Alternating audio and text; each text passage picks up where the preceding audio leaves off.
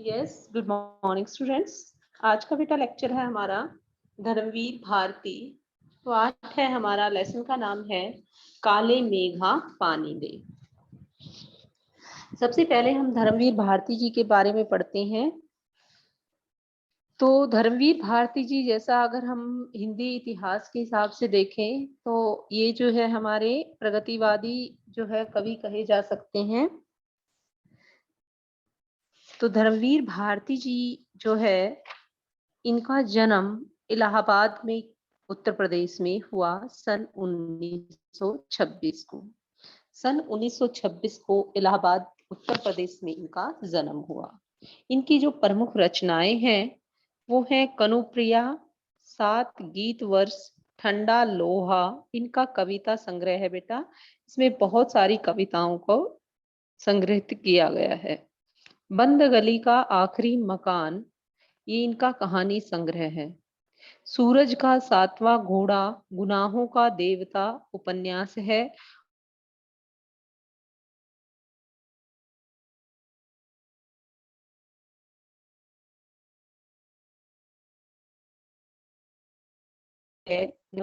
पद्म पद्मश्री, व्यास सम्मान एवं साहित्य के अन्य पुरस्कार भी इनको मिल चुके हैं।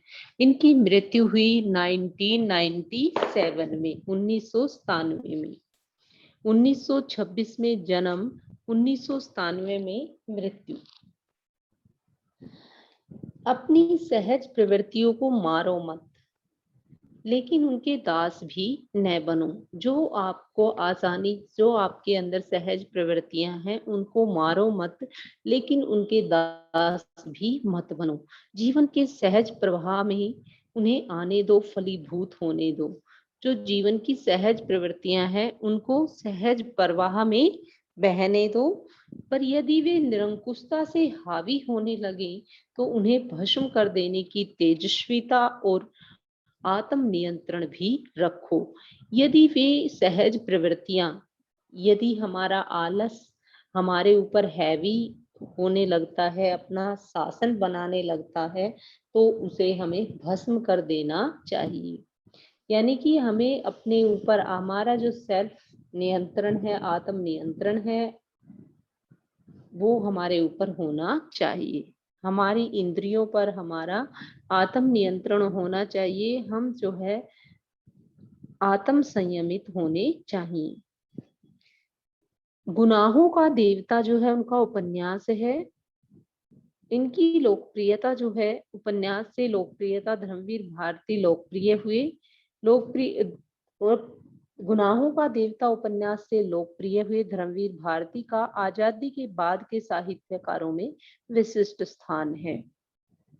क्योंकि जो आजादी के बाद के जितने भी साहित्यकार हुए हैं तो उनमें जो है धर्मवीर भारती जी का विशेष स्थान है। उनकी कविताएं, कहानियां, उपन्यास, निबंध, गीति नाट्य और रिपोर्टाज हिंदी साहित्य की उपलब्धियां हैं।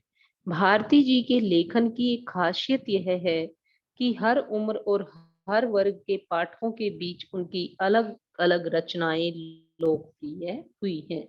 यानी उन्होंने, उनकी जो रचनाएं हैं वो हर उम्र और हर वर्ग के पाठकों के लिए अलग अलग जो हैं और वे अलग अलग वर्ग और हर उम्र के लोगों में लोकप्रिय हुई हैं। वे मूल रूप से व्यक्ति स्वतंत्रता, मानवीय संकट एवं रोमानी चेतना के रचनाकार हैं।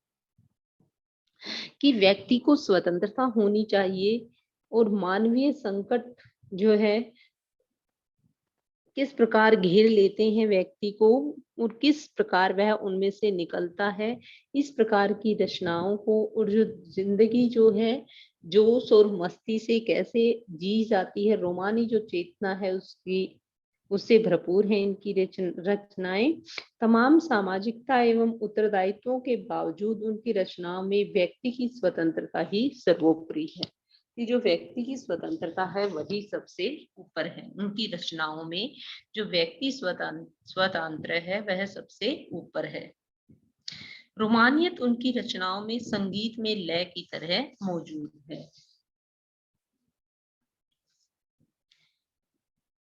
उनका सर्वाधिक लोकप्रिय जो उपन्यास है गुनाहों का देवता एक सरस और भावपूर्ण प्रेम कथा है।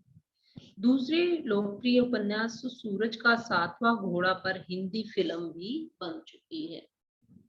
तो जो उनका उपन्यास है गुनाहों का देवता, ये एक प्रेम कथा है। और जो दूसरा उनका उपन्यास है सूरज का सातवां घोड़ा, इस पर जो है एक हिंदी फिल्म भी बन चुकी है। इस उपन्यास में प्रेम को केंद्र में रखकर निम्न मध्य वर्ग की हताशा, आर्थिक संघर्ष, नैतिक विचलन और अनाचार को चित्रित किया गया है कि जो मध्यम वर्गीय परिवार हैं वो किस प्रकार आर्थिक संघर्ष से जूझते हैं और किस प्रकार जो है नैतिक विचलन के कारण वो प्रेम को केंद्र में रखकर अपने जीवन को नष्ट कर लेती हैं और उन पर किस प्रकार फिर अत्याचार किए जाते हैं, इसको दर्शाया गया है।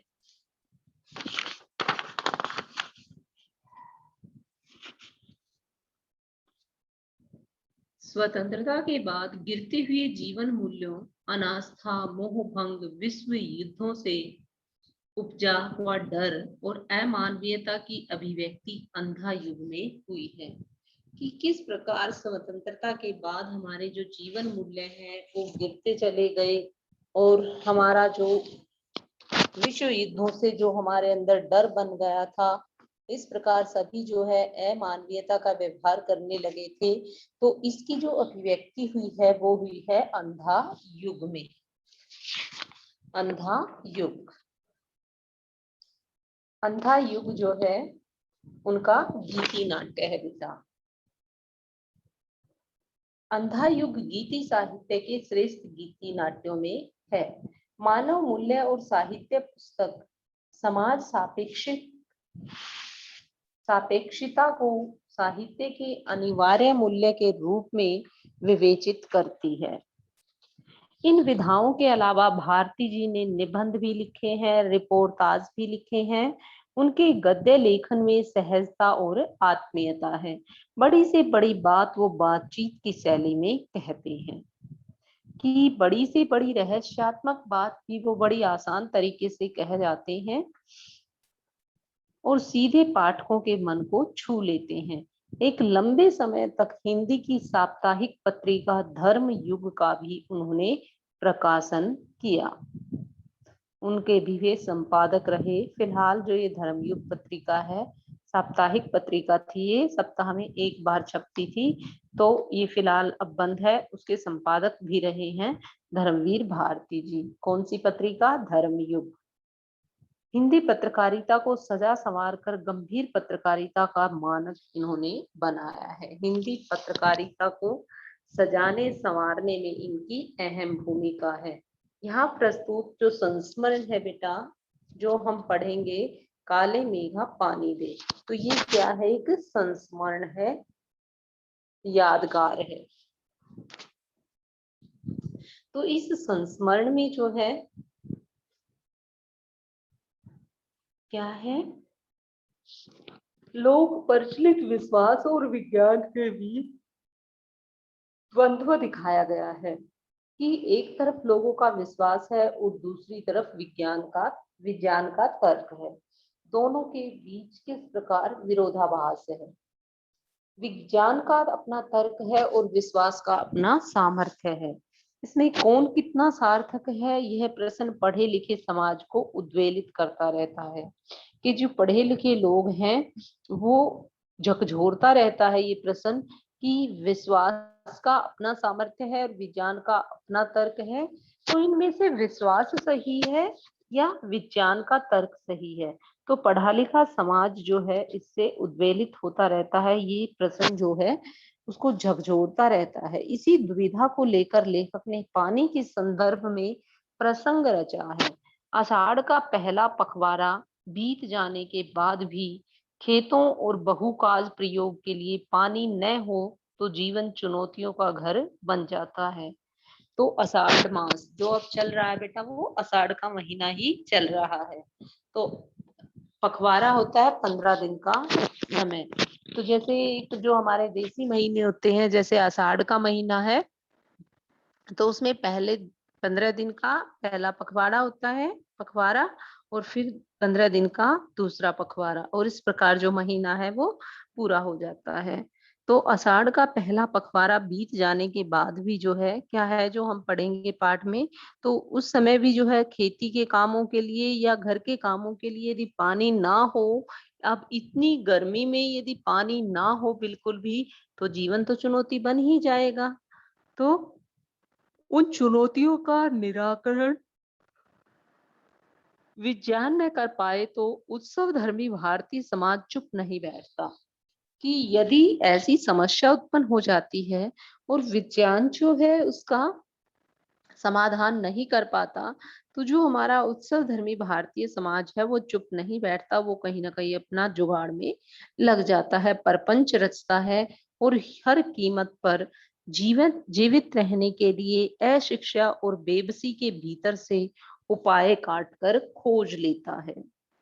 तो लेखक ने अपने किशोर जीवन के इस संस्मरण में दिखलाया है, जब लेखक जो है 15-20 साल की एज में थे, तो कहते हैं कि उस समय क्या था, उस समय के संस्मरण को उन्होंने दिखलाया है कि अनावृष्टि दूर करने के लिए गांव की बच्चों की इंद्रसेना द्वार द्वार पर पानी मांगत चलती है।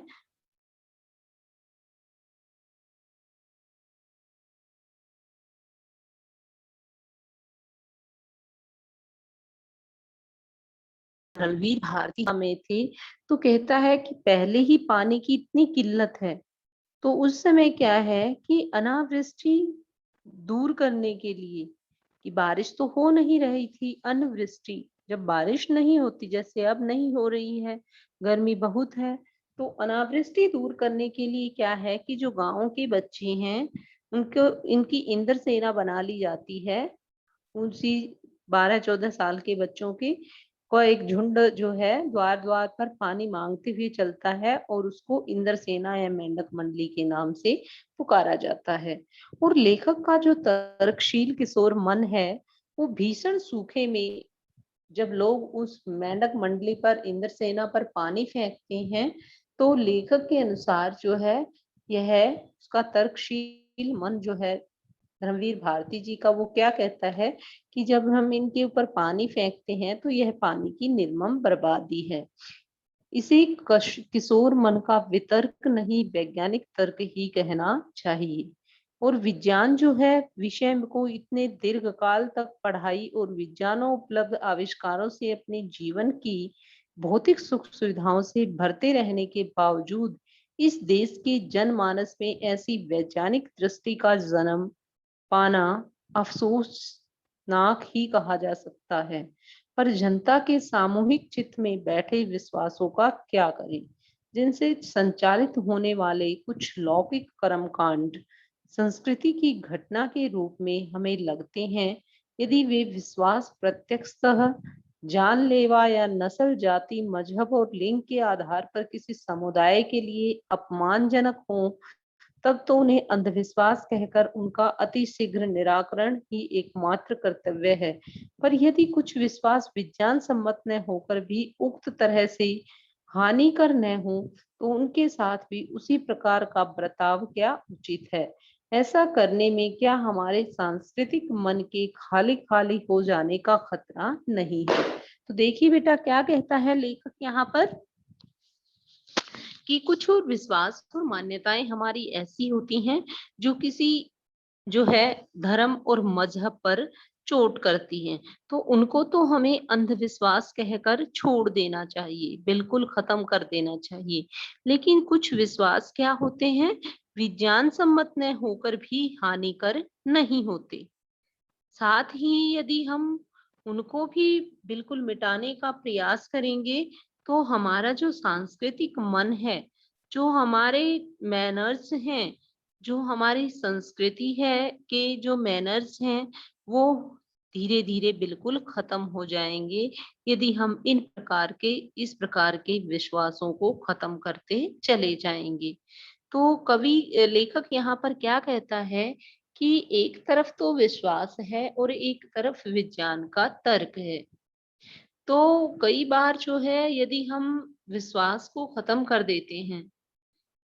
यदि वह अंधविश्वास है, बिल्कुल किसी धर्म या समुदाय पर कटाक्ष है, तो हम उसे खत्म कर देना चाहिए। परंतु यदि जैसे इंद्रसेना का हम कह सकते हैं, मेंढक मंडली का इस प्रकार के जो विश्वास हैं और जो इन विश्वासों को मानता है, यदि हम उसके विश्वास का खंडन करेंगे, तो उनका जो अपने संस्कृति के प्रति जो लगाव है मन में, वो बिल्कुल खत्म हो जाएगा। तो विश्वास की भी तो एक रचनात्मक भूमिका हो सकती है। यदि हम कहते हैं कि विज्ञान का तर्क हो सकता है, तो विश्वास की भी एक रचनात्मक भूमिका हो सकती है। आपातकाल में निराशा दूर करने या अधीरता को थामने अथवा विभक्त जन चेतना को जोड़ने के अर्थ में हम अब सवाल रह जाता है कि बारिश के लिए किए जाने वाले उक्त भोले प्रयत्न किस कोटि के अंतर्गत हैं। कि जो बारिश के लिए इंद्रसेना या मेंढक मंडली बनाकर जो प्रयत्न किए जा रहे हैं, उनको हम किस कोटि में रखें। लेखक ने कोई निर्णय नहीं दिया है, पर एक बात स्पष्ट होती है कि जीजी की संतुष्टि और अपने प्रति उनका सद्भाव बनाए रखने के लिए वह उन तमाम रीति रिवाजों को ऊपरी तौर पर ही सही अपनाने को बचपन में बाध्य बना रहता था, कि चाहे वह अपनी जीजी का मन रखने के लिए उन सभी तौर तरीकों को अपनाता था। इससे क्या संकेत लिया जा सकता है कि विज्ञान का सत्य बड़ा है या सहज प्रेम का रस, या दोनों। तो ये जो है कंक्लूजन जो है पाठक पर ही जो है निष्कर्ष छोड़ देता है लेखक, कि विज्ञान का सत्य बड़ा है या सहज प्रेम का रस, तो या दोनों ही। तो इस पर इसका जो है निष्कर्ष जो लेखक है वो पाठक पर ही छोड़ देता है। तो अब हम पाठ स्टार्ट करते हैं बेटा। क्या है पाठ का नाम? काले मेघा पानी दे। काले मेघा जानते हैं क्या होते हैं? तो काले मेघ होते हैं काले काले बादल। जब काले काले बादल आते हैं तभी तो बारिश होती है। तो काले मेघा पानी दे, कि हे काले मेघों वर्षों पानी दो। तो उन लोगों के दो नाम थे, इंद्रसेना या मेंढक मंडली। जैसा मैंने बताया कि छोटे छोटे 12-13 साल के बच्चों की एक मंडली बना दी जाती थी जब बारिश नहीं होती थी, और वो बच्चे घर घर जाकर जो है पानी मांगते थे, और लोग जो है उन पर पानी फेंकते थे, और वो कहते थे कि हम जो है इंद्र भगवान को अर्घ्य दे रहे हैं, ताकि वह इसके बदले में हमें बहुत सारा पानी दे। तो इंद्रसेना या मेंढक मंडली बना ली जाती थी, बिल्कुल एक दूसरे के विपरीत। जो लोग उनके नग्न स्वरूप शरीर, उनकी उछल कूद, उनके शोर शराबे और उनके कारण गली में होने वाले कीचड़ गादों से चिढ़ते थे, वे उन्हें कहते थे मेंढक मंडली। तो जो लोग इस मंडली से चिढ़ते थे वो तो इनको मेंढक मंडली कहते थे, क्योंकि ये जो लोग थे, ये बच्चे थे, वे नंगे शरीर और उछल कूद करते हुए, शोर शराबा करते हुए, और गलियों में कीचड़ भी हो जाता था। तो जो इन बच्चों से चिढ़ते थे वे तो इनको मेंढक मंडली कहते थे, और उनकी अगवानी गलियों से होती थी। वे होते थे 10-12 साल से 16-18 बरस के लड़के, सांवला नंगा बदन, सिर्फ एक जांघिया या कभी कभी सिर्फ लंगोटी जो है वे पहनते थे। तो कभी कभी वो लंगोटी पहनते थे या फिर अंडरवियर ही डालते थे, और 16-18 बरस तक के 10-12 साल से 16-18 बरस तक के लड़के होते थे। अब वे नंगे बदन घूमते थे तो रंग सांवला हो जाता था उनका। एक जगह इकट्ठे होते थे, पहला जयकारा लगाते थे, बोल गंगा मैया की जय। इस प्रकार गलियों में जो है वो जयकारा लगाते हुए घूमते थे। जयकारा सुनते ही लोग सावधान हो जाते थे। स्त्रियां और लड़कियां छज्जे पर जो है बारजे से झांकने लगती थी। बारजे मतलब बालकनी से देखने लगती थी, और यह विचित्र नंग धड़ंग टोली जो है उछलती कूदती संवेद पुकार कर लगाती थी। संवेद मतलब इकट्ठे सारे बोलते थे, बोल गंगा मैया की जय। ऐसे वो बोलते थे। समवेत इकट्ठे होकर पुकार लगाते थे और क्या गाते थे फिर वो? काले मेघा पानी दे, पानी दे, काले मेघा पानी दे, गगरी फूटी बैल पयासा, पानी दे गुड़धानी दे, काले मेघा पानी दे। तो इस प्रकार के गीत जो है वो गाते थे कि हे काले मेघो पानी दे, पानी दो हमें, और पानी दो गुड़धानी दो। गुड़धानी मतलब यदि पानी दोगे तो मतलब गन्ने की फसल होगी, गन्ने से फिर गुड़ बनेगा, और मतलब गुड़धानी होता है गुड़ और चने से बना लड्डू, उसको कहते हैं गुड़धानी। यदि पानी होगा तो फसलें अच्छी होंगी, फसलें अच्छी होंगी तो खान पान अच्छा होगा। काले मेघा पानी दे। उछलते कूदते हुए वो एक दूसरे को धकियाते हुए, धकियाते मतलब एक दूसरे को धक्का देते थे। कोई गिर जाता था, कोई खड़ा हो जाता था, कोई भागता था, कोई आराम से चलता था। इस प्रकार वो एक दूसरे को धक्का देते हुए गली में किसी दो महले मकान के सामने रुक जाते थे। दो महले मतलब जो ऊपर नीचे बना हुआ होता था।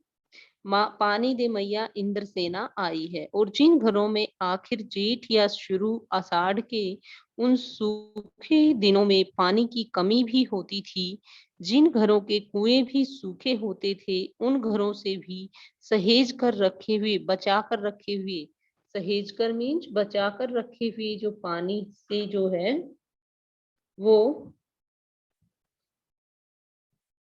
वो उसको भी जो है बचाए हुए घर के जो थे, पानी जो सहेज कर, घर के सदस्यों ने जो पानी सहेज कर रखा हुआ होता था, बचा कर रखा हुआ होता था, वे पानी में से, उसी पानी में से बाल्टी या घड़े भर भर कर इन बच्चों को सर से पैर तक तर कर दिया करते थे।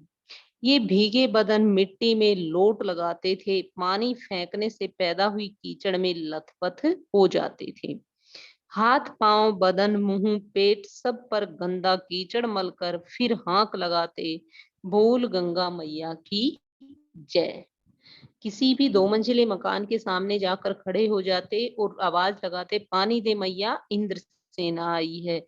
और फिर जब इन पर पानी फेंका जाता तो उस कीचड़ में लोट लोट होकर ये जो है वहीं पर फिर जयकारा लगाते, बोल गंगा मैया की जय।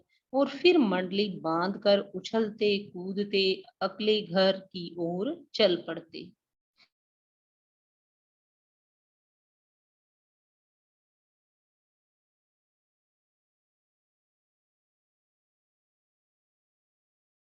मोहर हर जगह लोग गर्मी में भुन भुन कर त्राही माम कर रहे होते। त्राही माम मुझे बचाओ। कि लोग तो गर्मी के कारण इतने दुखी हो जाते थे कि पानी की किल्लत के साथ साथ जीवन भी जो है दूभर सा लगने लगता था। इतनी अधिक गर्मी बढ़ जाती है जेठ के अंत में और आषाढ़ के शुरू में। तो कहता है कि गांव शहर हर जगह लोग कर त्राहिमाम कर रहे होते। जेठ के 10 तपा बीत कर आषाढ़ का पहला पखवाड़ा भी बीत चुका होता।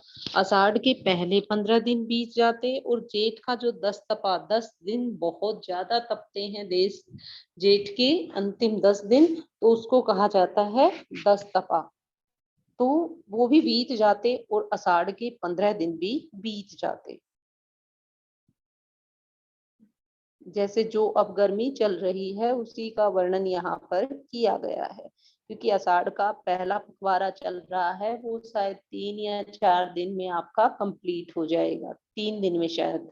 तो 3 दिन में पहला पखवाड़ा आषाढ़ का पूरा हो जाएगा और फिर अंतिम पखवाड़ा जो है आषाढ़ का शुरू होगा। पर अक्षितिज पर कहीं भी बादल दिखाई नहीं देते थे।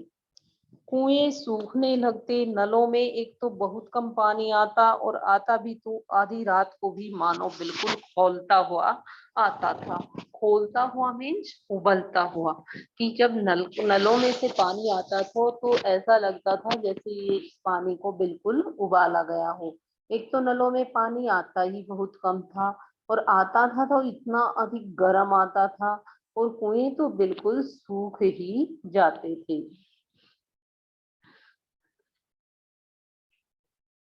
शहरों की तुलना में गांव में और भी हालात खराब होते थे भाई, क्योंकि जहाँ जुताई होनी चाहिए वहां खेतों की मिट्टी सूखकर पत्थर हो जाती थी, फिर उसमें पपड़ी पड़कर जमीन फटने लगती थी, यानी कि इतनी गर्मी बढ़ जाती थी कि जमीन में दरारें पड़ जाती थी। तो ऐसे कि चलते चलते आदमी आधे रास्ते में लू खाकर गिर पड़े, कि लू इतनी चलती थी कि आदमी चक्कर खाकर गिर पड़ता था। ढोर डंगर प्यास के मारे मरने लगते, लेकिन बारिश का कहीं नामो निशान नहीं था। जो किसान के पालतू पशु थे, ढोर डंगर जो पालतू पशु थे, वो भी प्यासे मरने लगते थे। जेठ और आषाढ़ महीने की बात कर रहा है लेखक धर्मवीर भारती। लेकिन बारिश का कहीं भी नामो निशान नहीं था। ऐसे में पूजा पाठ कथा विधान सब करके लोग जब हार जाते थे कि किसी भी प्रकार बारिश नहीं हो रही है, लोग पूजा पाठ भी करते, कथा विधान भी करते। जब हार जाते तब अंतिम उपाय के रूप में निकलती इंद्रसेना, कि अब तो बारिश का कोई भी उपाय नहीं है, सिर्फ इंद्रसेना या मेंढक मंडली ही बारिश का अंतिम उपाय है। वर्षा जो है, वर्षा के बादलों के स्वामी हैं इंद्र, और इंद्र की सेना टोली बांधकर कीचड़ में लथपथ निकलती। पुकारते हुए मेघों को वह इंद्र की सेना निकलती, वह बादलों को बुलाती, पुकारती, पानी मांगते हुए प्यासे गलों और सूखे खेतों के लिए।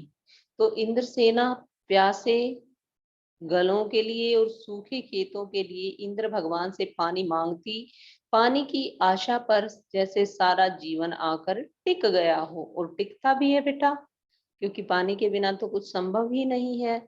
बस एक बात मेरी समझ में नहीं आती थी कि जब चारों ओर पानी की इतनी कमी है, तो लोग घर में इतनी कठिनाई से इकट्ठा करके रखा हुआ पानी बाल्टी भर भर कर इन पर क्यों फेंकते हैं। तो धर्मवीर भारती जी की ये बात समझ में नहीं आती थी कि जब चारों ओर पानी की इतनी किल्लत है, इतनी कमी है, और लोग जो है मुश्किल से थोड़ा बहुत पानी बड़ी डिफिकल्टी से, बड़ी मुश्किल से इकट्ठा कर पाते हैं अपने घरों में, और उसी पानी को वो इंद्र सेना पर बाल्टी भर भर कर क्यों फेंकते हैं। भाई क्यों पानी की ऐसी निर्मम बर्बादी है, कि पानी को ऐसे बर्बाद करते हुए क्या लोगों को दया नहीं आती, कि क्यों हम पानी वेस्ट कर रहे हैं जब पानी की इतनी कमी है, इतनी किल्लत है।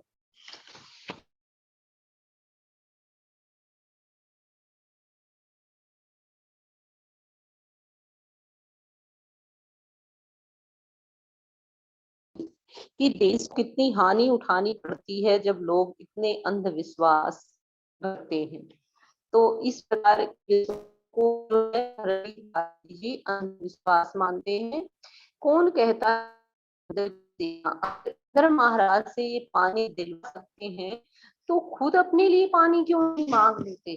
तो इंद्र, यदि ये इंद्र सेना है तो ये पानी मांगते हुए क्यों फिरती है। यदि इंद्र भगवान के साथ इनकी इतनी अच्छी जान पहचान है तो ये अपने लिए ही क्यों नहीं पानी मांग लेते, क्यों घर घर फिर रहे हैं। क्या मोहल्ले भर का पानी नष्ट करवाते घूमते हैं। नहीं, यह सब पाखंड है, अंधविश्वास है। ऐसे ही अंधविश्वासों के कारण हम अंग्रेजों से पिछड़ गए और गुलाम हो गए। इन्हीं अंधविश्वासों के कारण जो है हम अंग्रेज लोगों ने हमें अपना गुलाम बना लिया था।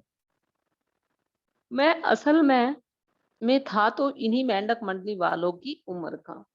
तो लेखक धर्मवीर भारती क्या बताता है कि मेरी भी उम्र जो है उन्हीं बच्चों जितनी थी जो मेंढक मंडली में उस समय शामिल थे। तो मेरी उम्र भी उन बच्चों जितनी ही थी। लेकिन कुछ तो बचपन के आर्य समाजी संस्कार थे मेरे अंदर कि हम आर्य समाज को मानते थे। और एक कुमार सभा कायम हुई थी, उसका उप मंत्री मुझे बनाया गया था। एक कुमार सुधार सभा जो है बनी थी, उसका मुझे उप मंत्री बनाया गया था। इसलिए मेरे अंदर ये अंधविश्वास नहीं थे जैसे इंद्रसेना या मेंढक मंडली वाले बच्चे करते थे।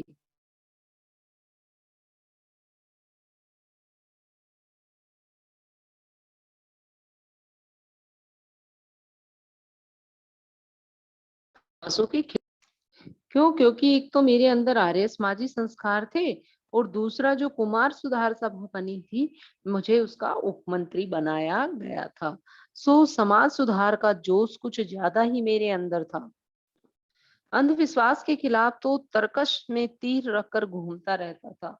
वही अंधविश्वास के खिलाफ तो मैं हमेशा अंधविश्वास को तो मैं दूर करने की कोशिश करता रहता था। एट फोर्थ तर्कस में तीर रखना, बिल्कुल मौके पर ही सोचता था कि हमले के लिए तैयार रहता था। बिल्कुल सर्कस में तीर रखना, हमले के लिए तैयार रहना, कि मैं अंधविश्वासों को तो एट स्पोर्ट खत्म कर देना चाहता था। मगर मुश्किल यह थी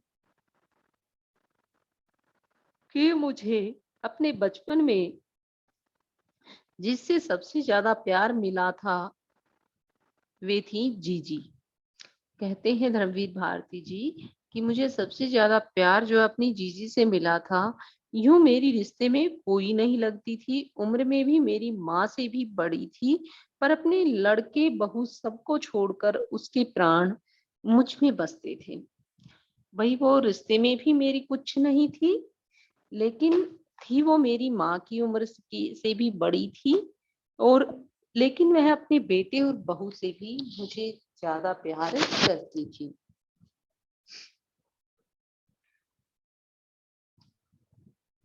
और वे भी उन तमाम रीति रिवाजों, तीज त्योहारों, पूजा अनुष्ठानों की खोज जिन्हें कुमार सुधार सभा का वह उपमंत्री अंधविश्वास कहता था और उन्हें जड़ से उखाड़ फेंकना चाहता था।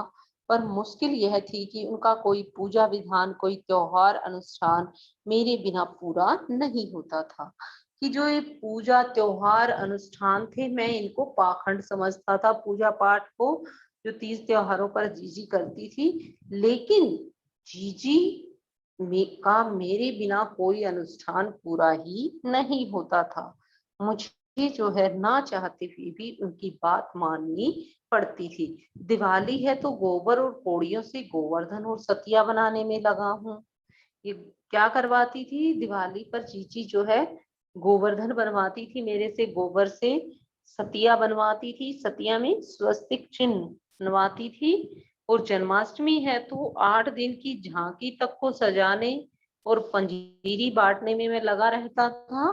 और अगर हर छठ है तो छोटी रंगीन कुलियों में भूजा कर भर रहा होता था। किसी में भूजा भुना चना, किसी में भुनी मटर और किसी में भुने अरवा चावल, किसी में भुना गेहूं। जी यह सब मेरे हाथ से ही कराती थी। तो बच्चों, आज का लेक्चर हमारा यही समाप्त होता है। तो इस पाठ में से आपने 1 मार्क्स के 20 क्वेश्चन जो है अपनी नोटबुक में राइट करने हैं। ये आपका होमवर्क है। 1 मार्क्स के कम से कम 20 क्वेश्चंस आप अपनी फेयर नोटबुक में राइट करोगे, जितना लेसन आज हमने रीड किया है। Thanks students.